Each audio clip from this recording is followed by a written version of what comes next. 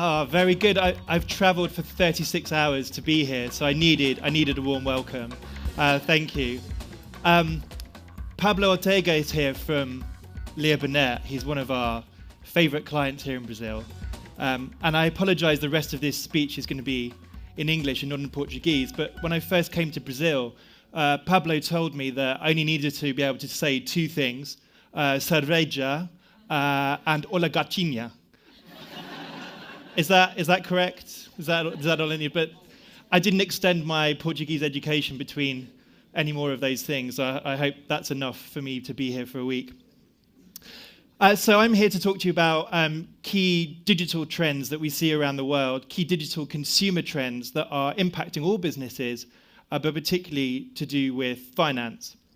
So my job is to work with organizations, marketers, advertising agencies, media companies, to help them understand what is happening and what they can do about it.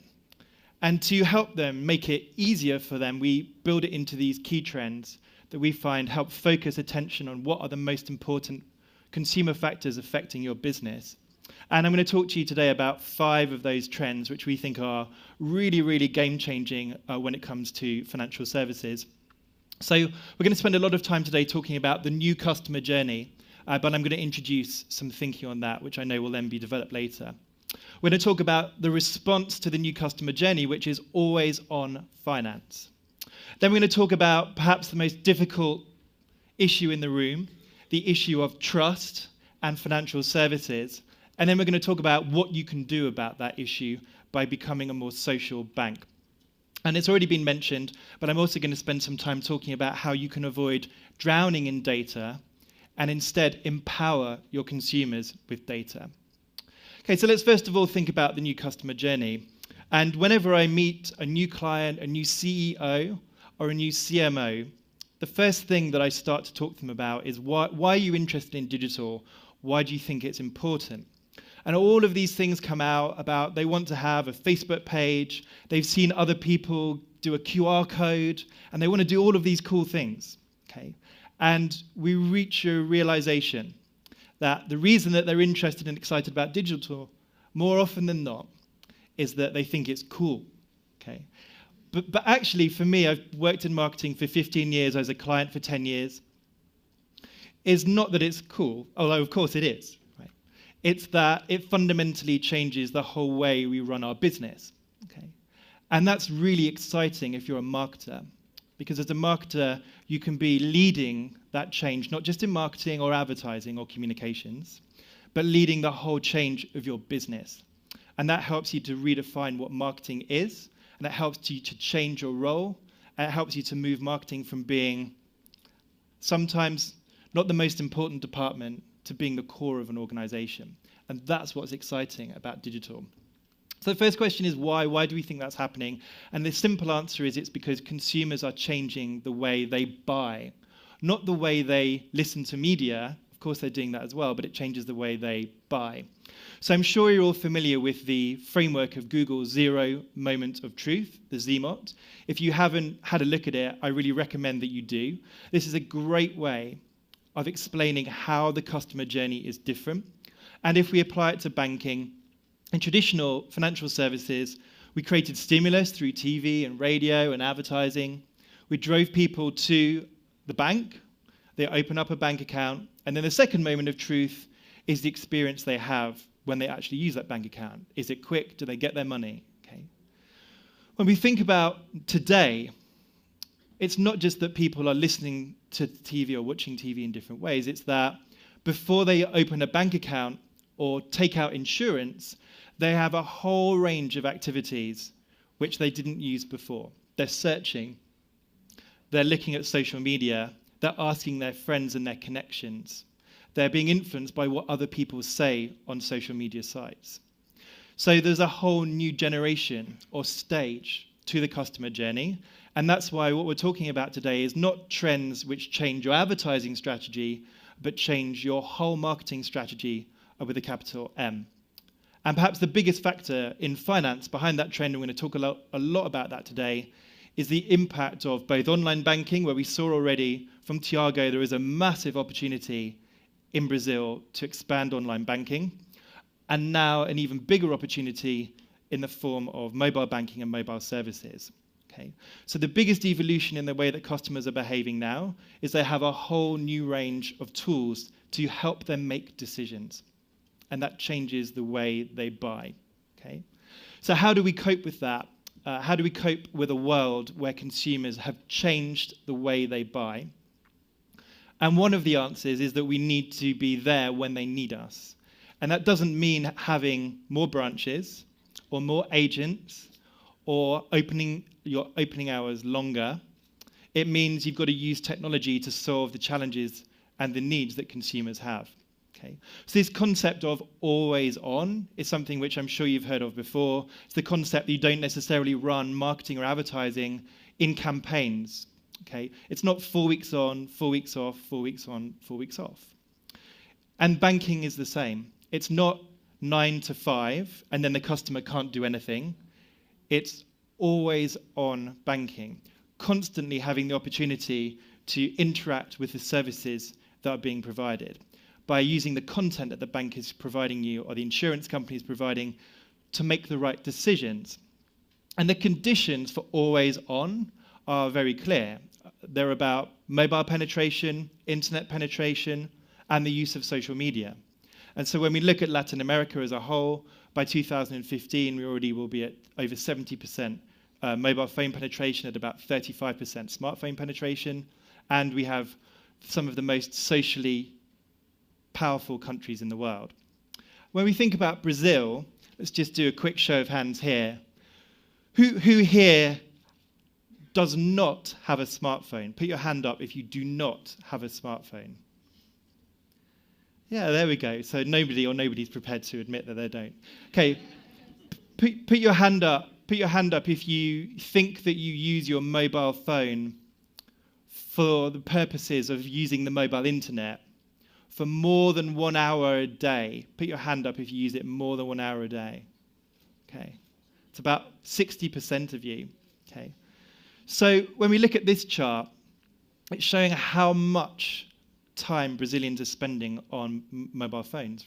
So 70% of the market are spending at least 5 hours per month, and 15% of the market are spending 35 or more hours per month. Okay, so this is showing you that your consumers want to be constantly connected. They want to be always on, and so they expect their financial service companies to be the same. Okay, so Tiago asked you if you're ready. Okay, and we're rapidly reaching, or maybe we've even passed the point at which it's not just a case of are you ready? It's you're too late already. You need to catch up. Okay, because your consumers expect you to be always on. Now, I've just spent 3 years living in America, living in New York, and there's an amazing transformation and revolution happening there in this concept of always on. If you want to see best practice anywhere in the world, then I recommend that you try out the Chase service.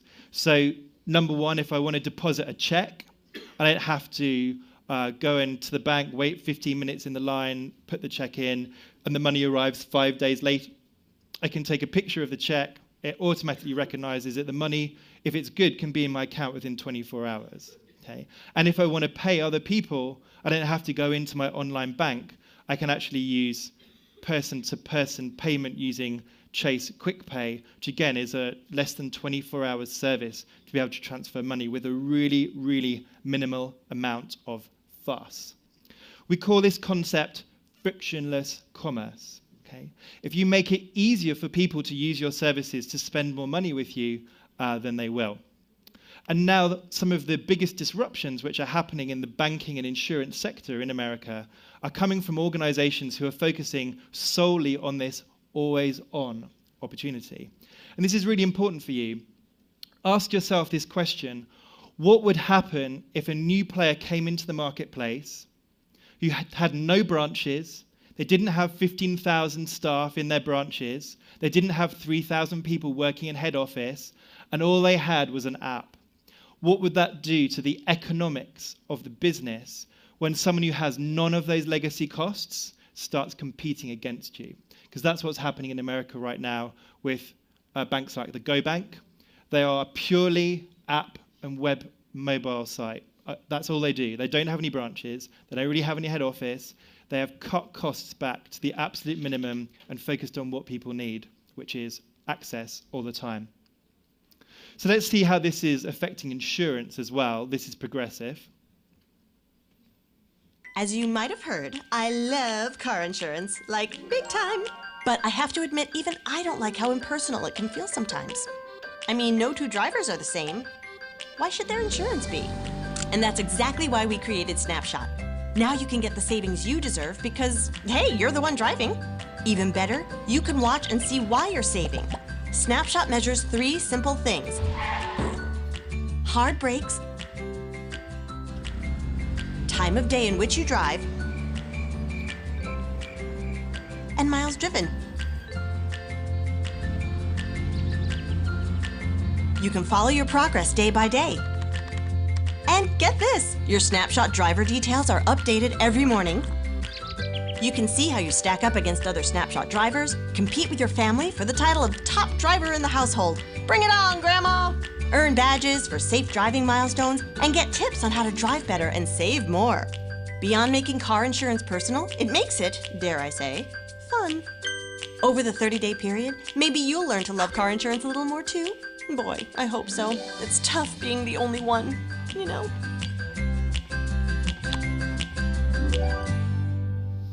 Okay, so this actually covers several of the themes that we're talking about today, but is representative of just one of many initiatives that Progressive have launched to connect with their customers all the time, not just the once-a-year conversation between the agent and the person who wants to buy the insurance, or even just the website and the person who wants to buy insurance, but having this ongoing dialogue with consumers to build the relationship with them. Okay, let's talk about our third trend. This is, I think, an open secret, but today I'm probably sitting in a room with some of the least popular people in Brazil, maybe even more unpopular than the government. So when we look at what are the issues consumers have about banking worldwide, the single biggest issue consumers have is that they cannot trust them. Okay, so 63% of consumers say they cannot trust any bank. They cannot trust a bank. Okay, this is bad news for banking. Yeah, so bigger brands do get a little bit more trust, but fundamentally, banks are not the most favored types of organizations. So if you look at this piece of research, this is done by Edelman every year. It's a great piece of research. It's called the Global Trust Barometer. The reason that I can safely say that we're amongst the most unpopular people is this chart. So if we look at which sectors do you trust as a consumer, banking comes second to last, and financial services as a whole comes last.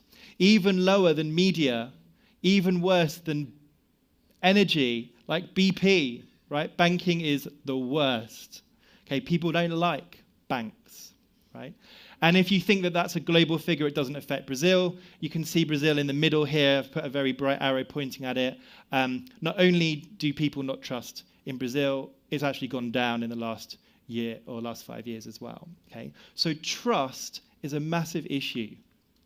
People don't want to have to spend time with banks because they don't trust them. So what's the answer to this? The answer is the social bank. Okay, and we can see how banks are taking advantage of some of the opportunities that social provides, not just to have a page or to try and get a like, but to engage in activity which rebuilds trust between consumers and financial institutions. And I know that later we're going to talk more about this Citibank example, but Citi have been using Hangouts to try and create that direct connection between the executives of the bank and people with specialist knowledge like financial service advisors, so that the people feel much more engaged with what's happening with the bank and they can start to trust them again.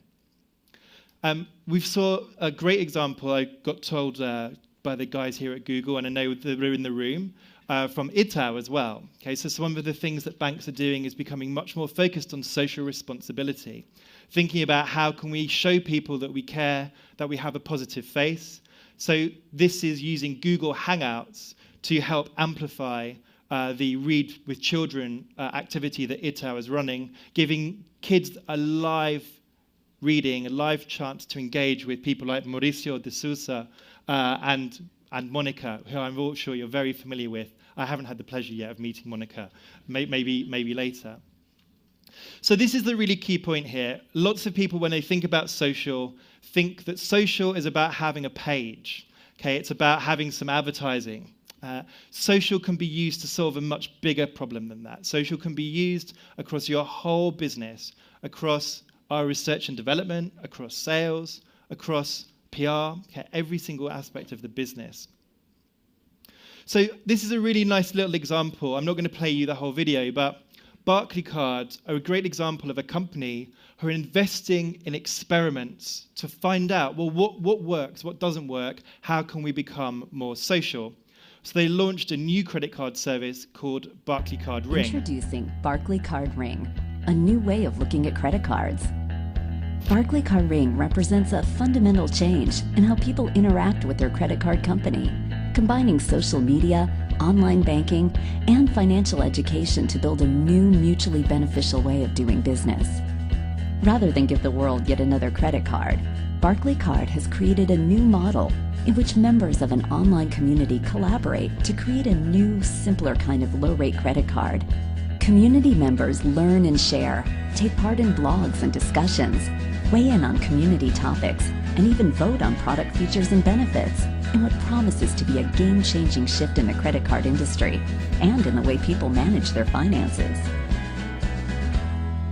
Barclaycard Ring. Now you have a voice. So this has been running for a year. We have a trends tracking service called 12 Ahead. We've been tracking it since it launched. And this isn't a multi-billion-dollar operation yet. They just started, but they wanted to see how it works. They wanted to find out what they can learn about social banking. So the card is run by the community, and the community shares in the profit. So you can see here from April to March, so nearly 12 months, they've reached balances of nearly 20 million.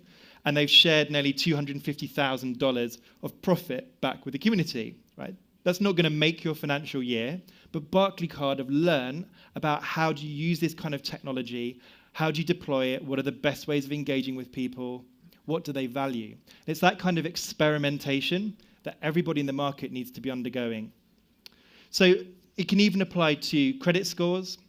So Lendo is a banking service online that lends to you based on the credit score that you get from your friends, from your colleagues, from your contacts, and what it can assess from social networks. There's not even just engaging people with building new products. It could change something as fundamental in a banking organization as who you lend to and how much you lend. But if you want to see the best examples of becoming a social business, you probably need to look outside banking. And this is my favorite worldwide example. This is giffgaff from the UK. Their entire mobile phone network run by 14 people. Okay? The whole company is 14 people. Okay? They have no call center. Their call center is a consumer. Consumers answer other consumers' problems, and they get credit. They have no R&D team. Their consumers are the R&D team. They've implemented over 100 of their consumers' ideas.